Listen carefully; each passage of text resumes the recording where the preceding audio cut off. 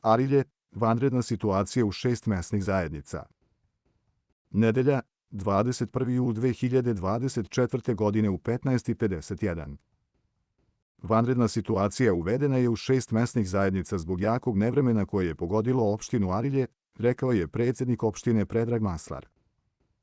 Vanredna situacija je proglašena u 6 mesnih zajednica: Brekovo, Dobrače, Stupčevići, Mirosaljci, Bogojevići i Trešnjevica, naveo je predsjednik opštine Arilje Predrag Maslar.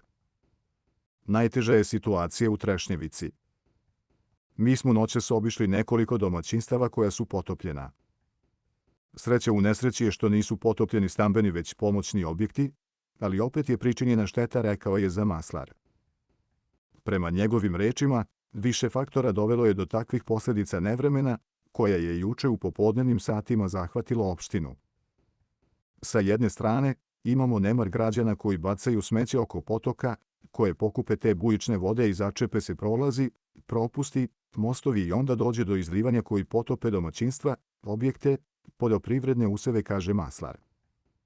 Inspekcije opštine Arilje, prema rečima Maslara, ujutro će krenuti na teren kako bi se utvrdilo gde nastaju problemi, šta izaziva izlivanja i kakvo je rešenje potrebno.